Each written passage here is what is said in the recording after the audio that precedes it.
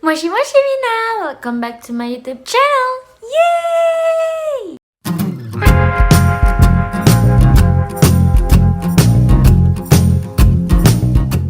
Nah, sekarang aku udah di Indonesia. Dan sekarang aku bakalan bahas sesuatu yang sangat-sangat melekat pada exchange student setelah kembalinya ke rumah asal atau negara asal mereka, yaitu re-culture shock. Jadi aku bakalan bahas itu sekarang, so stay tune. Nah, jadi aku sampai itu sama temen-temen aku yang lain ke Kehashi itu kan ada 14 orang. Jadi kami sampai di Terminal 3 Soekarno-Hatta. Dan waktu itu masih siang banget. Siang menuju sore gitu. Dan yang kami rasain pertama kali saat turun dari pesawat ialah suhu yang sangat berubah drastis. Kenapa kami sih bilang panas? Karena di Jepang itu masih musim dingin dan degree-nya itu temperaturnya itu masih sekitar 5 derajat, 7 derajat. Pokoknya masih di bawah 10 derajat. Oh my god. Pokoknya suhu kami di sana itu masih di bawah 10 derajat. Dan setelah pulang ke Indonesia itu tiba-tiba 28 derajat. So naik banget, dan jadi kami yang kayak panas banget dan kayak di hidung itu kayak terasa gimana gitu, kayak susah banget bernafas gitu, karena itu tadi yang aku bilang, perubahan cuaca, perubahan suhu, dan pastinya itu perlu adaptasi kembali. Itu ialah culture shock kami yang pertama. Nah, setelah itu kan kami dijemput nih sama Bina Antar Budaya. Ya pastinya kami kan bisa lihat kayak di jalan-jalan gitu ya. Dan yang berubah banget itu menurut kami ialah kayak di Jepang itu kereta itu bukan kereta motor itu jarang banget yang digunain.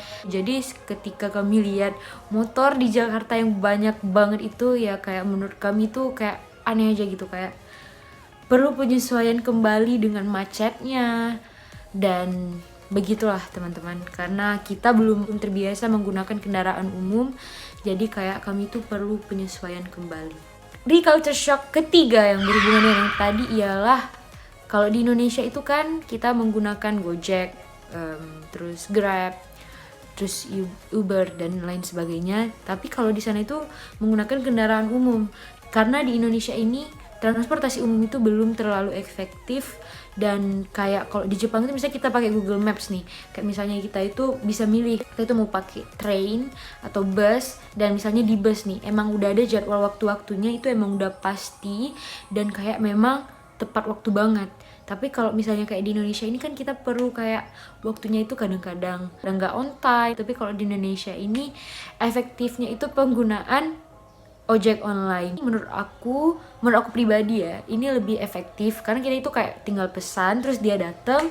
Tapi ini kayak malah menambahkan polusi di Indonesia yang semakin seefektif apapun kita juga harus memedulikan lingkungan. Ya tetap saja kendaraan umum itu harus menjadi prioritas kita dan harus menjadi budaya kita untuk kedepannya. Dan culture shock selanjutnya ialah cara makan. Nah, pasti kalian udah tahu nih cara makan orang Jepang itu menggunakan sumpit, ya kan?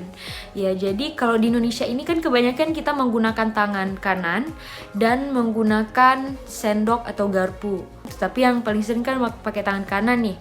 Jadi setelahnya kami kembali itu, kami emang yang kayak pas orientasi di Jakarta nih, kayak memang langsung makan pakai tangan. Dan ya kami kayak menahan apa yang sudah kami tahan selama 6 bulan rasanya gitu. Karena kan di Jepang ya emang harus pakai sumpit. Kalau pakai tangan itu bagi mereka kayak sesuatu yang tabu dan kurang higienis menurut mereka. Tapi kan bagi kita pakai tangan itu lebih nikmat ya gitu ya kan. Jadi ini sebenarnya nggak perlu penyesuaian kembali, tapi ini ialah culture shock yang harus kami terima. Nah, selanjutnya ini masih pada hari pertama di orientasi nih ya. Pada malamnya itu setelah makan malam, kami itu pergi ke Alfamart. Ke Indomaret. Kalau kalian yang udah nonton mungkin udah lihat juga itu. Sorry. Udah lihat juga itu beberapa video yang aku upload pas kepulangan. Jadi kami itu malamnya pergi ke Indomaret dan kayak kami itu kan jalan dari hotel ke Indomaret itu kayak agak sekitar 7 menitan gitu. Yang kami rasain itu beda banget sama di Jepang. Karena seperti yang kalian tahu, orang Jepang itu suka pakai sepeda ataupun jalan kaki kan. Jadi di sini tuh karena lebih sering memakai motor ataupun pakai mobil dan kendaraan pribadi lainnya. Jadi tempat pejalan kaki itu belum terlalu terlihat, belum terlalu dijaga gitu. Dan belum terlalu efektif menurut kami, kayak masih ada jalan yang gini-gini, terus masih ada jalan yang lobong, terus masih ada jalan yang sempit dan belum pas lah untuk pejalan kaki, apalagi kalau malam saat lampu jalan itu belum terlalu banyak. Jadi kayak menurut kami itu culture shock banget. Dan temen aku sampai ada sendalnya yang terlepas karena jalannya itu kan kayak banyak tuh batu-batu kan, kayak batu-batu nyasar gitu ya kan. Jadi aku kayak terpijak sendal temen aku itu, dan dia itu kayak karena nggak nampak itu putus sendalnya teman-teman. Ya dia jadi pakai plastik. Aduh, jadi curhat nih. Ya intinya begitu, karena saking nggak nampaknya dan banyak batu-batu nyasar, banyak yang bolong, banyak yang berliku-liku jalannya itu, jadi kayak culture shock banget buat kami dan harus membutuhkan penyesuaian kembali untuk hal itu. Dan selanjutnya nih, berhubungan dengan culture shock yang tadi, yang sebelumnya. Jadi buat yang membawa mobil atau motor itu punya adab kalau misalnya ada orang pejalan kaki nih mau lewat di depan dia. Mereka itu kayak memang mempersilahkan pejalan kaki dahulu untuk lewat. Mereka tidak memikirkan mereka dulu untuk lewat. Aku pernah tuh kan, ya banyak, nggak cuman sekali. Kayak aku tuh mau lewat dan dipersilahkan seperti diginiin gitu ya kan. Kayak kita memang harus ditungguin gitu untuk lewat. Setelah mereka kasih lewat itu, kayak kita itu memang harus ada kayak gini ngangguk-ngangguk gitu atau bungkuk gitu kan, untuk menandakan bahwa terima kasih. Memang seperti itu adabnya. Jadi ketika kembalinya di Indonesia itu, pas kami pergi ke Indomaret itu, kayak kami itu kan menyeberangi lampu merah, malah lampu merahnya itu masih ada motor yang di zebra cross. Jadi itu kayak gimana ya, kayak kami tuh shock aja gitu. Maksudnya kayak kebudayaannya itu berbeda banget. Apalagi kami setelah 6 bulan di sana itu kayak memang rata-rata kami tuh banyak yang jalan kaki dari rumah ke sekolah. Jadi tuh kayak menurut kami tuh terkejut aja gitu dengan kebudayaan yang satu ini. Ya, menurut aku pribadi ini ialah culture yang benar-benar harus diadaptasiin lagi buat exchange student. Ya, personally dari kami yang Jepang. Selanjutnya, culture shock menurut aku itu ialah penggunaan toilet. Ini udah pasti banget. Udah pernah aku jelasin juga di video sebelumnya yang facts tentang Jepang itu. Kalau orang Jepang itu kan penggunaan toiletnya itu ke belakang ya hadapnya. Kalau kita kan ke depan, hadap ke pintu. Kalau mereka ke belakang. Terus mereka juga ada 2 penggunaan toilet nih kan. Jadi yang maksud aku ini, walaupun ada 2 penggunaan toilet, tapi mereka penggunaan tisunya itu sama. Jadi mau di pesawat, mau dimanapun, kayak tisu mereka itu memang sudah langsung hanyut kalau kita taruh di dalam kloset. Jadi kayak misalnya kita itu pakai tisu nih kan, kita itu kalau di Indonesia pasti buang ke tong sampah ya, udah pasti ya kan. Tapi kalau di Jepang ini, memang tisunya itu memang harus dibuang ke dalam klosetnya itu, karena tisunya itu memang langsung hancur.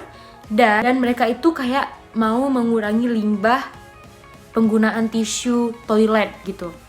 Jadi waktu aku pertama kali nyampe nih di hotel waktu di Jakarta itu, aku buang tisunya guys ke toilet, ke klosetnya maksud aku. Jadi kayak aku udah flush dan kok nggak hancur sih tisunya. Oh iya, aku baru ingat kalau aku ini masih kalau aku ini udah di Indonesia. Jadi aku kayak, ya kalian tau lah apa yang aku lakukan selanjutnya. Dan menurut aku ini memerlukan adaptasi lagi ya atas penggunaan tisu ini. Kalau nggak ada di orientasi di Jakarta, mungkin I already forgot about it. Mungkin seperti itu. Dan selanjutnya aku mau bahas, ini sudah pasti banget ya, dan ini ialah culture shock, udah pasti banget dialamin oleh semua exchange student, yaitu penggunaan bahasa Indonesia. Pasti setelah kita kembalinya ke Indonesia, pasti bahasa Indonesia kita itu menurun. menurut maksud aku ini ialah ada penggunaan kata yang salah. Terus kadang-kadang kita ngomong bahasa Jepang, kayak waktu itu kami anak Akehashi waktu di bandara itu kayak ngomong sumimasen, padahal seharusnya kan kita ngomong maaf. Dan pas ngomong makasih malah bilangnya arigato dan lain sebagainya. Aku juga waktu itu, waktu orientasi, aku mau bilangnya konsisten malah kebilangnya konsekuensi. Jadi kayak penggunaan bahasa kita ini agak sedikit menurun. Ya, masih ada kata-kata yang terbalik dan penggunaan kata yang salah dan kata-kata yang lupa kayak bercampur jadinya dengan bahasa asing yang kita pelajari. Dan intinya bahasa ini ialah hal paling besar yang harus kita adaptasiin lagi untuk exchange student, apalagi ya, terkhususnya untuk exchange student. Jadi penggunaan bahasa ialah hal yang paling besar yang harus kita sesuaiin lagi setelah kembalinya ke negara asal kita. Oh ya guys, satu hal lagi nih yang paling shock banget setelah pulangnya ke Indonesia ialah saat kami melihat sampah. Di Jepang itu kayak kita dari kecil memang udah diajarin untuk memilah-milah sampah, yang ini, yang itu, yang ini, yang itu. Kalau di Indonesia sebanyak apapun tong sampah, masih aja kita itu kayak kesadarannya itu masih tidak ada untuk buang sampah di tong sampah. Orang Jepang kayak udah memilah-milah sampah, kita masih harus menjadikan budaya membuang sampah di tempatnya itu menjadi kebiasaan. Jadi kita itu kayak tertinggal banget akan berbicara soal sampah. Kita itu tertinggal banget dari Jepang menurut aku. Jadi ini memerlukan kayak culture shock banget ya menurut aku, karena di sana itu kayak ya seperti itulah teman-teman, tidak usah dilanjutin. Kita berlari ke culture shock berikutnya.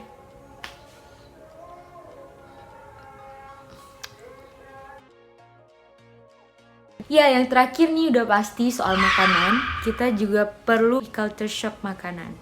Apalagi dari kami di Jepang itu kan makanannya itu kayak kalau kita bilang mentah, tapi sebenarnya nggak mentah, memang kayak direbus dulu atau sebagainya. Kalau di Jepang itu kan makanannya itu bersih juga ya, kayak nggak ada pedagang kaki lima, dan nggak ada makanan pedas, dan jarang banget ada makanan berminyak. Kayak di gorengan itu jarang banget ada. Dan setelah kembalinya kami ke Indonesia itu banyak banget kayak kerupuk, itu kita udah pasti makan kerupuk ya. Terus kita juga pasti makan makanan pedas. Terus kita juga pasti makan gorengan, itu udah pasti banget. Jadi setelah pulangnya kami ke sini, aku juga ngerasain ya. Ya hal yang kami rasain ialah sakit perut. Dengan kita pasti kan nggak tahan gitu kan dengan jajan-jajan di samping gitu kayak bakso. Ya intinya kayak bukan sok-sok higienis gitu ya, tapi ya kayak ini memerlukan adaptasi kembali. Nah, sekian dulu video dari Culture Shock setelah kembalinya aku ke Indonesia atau ke negara asal. Dan aku itu orang Aceh, jadi kayak logatnya itu agak sedikit Melayu, karena memang logat Aceh itu Melayu. Jadi aku bukan orang Malaysia, jadi aku orang Indonesia, Aceh, Indonesia. Kesimpulan yang dapat kita ambil dari video ini ialah setiap negara itu memiliki kebudayaan yang berbeda, itu sudah pasti. Tapi jika kita pergi ke suatu negara itu, kita harus menghormati, setidaknya kita menghargai apa yang mereka percayai, apa yang mereka kebiasakan, apa yang mereka anut. Kita itu setidaknya harus menghargai dan menghormati. Kalau kita memang tidak mau melaksanakan, setidaknya kita menghormati dengan tidak mencaci maki atau mengejek, karena kita tidak tahu seberapa suci hal yang mereka percayai atau kebiasaan yang mereka lakukan. Jadi menurut aku perbedaan itu ialah sesuatu hal yang sangat indah. Jika tidak ada perbedaan maka tidak akan ada pelangi. So guys, thanks for watching this video. Don't forget to like, comment, and subscribe. Bye. See you in another video, Mina.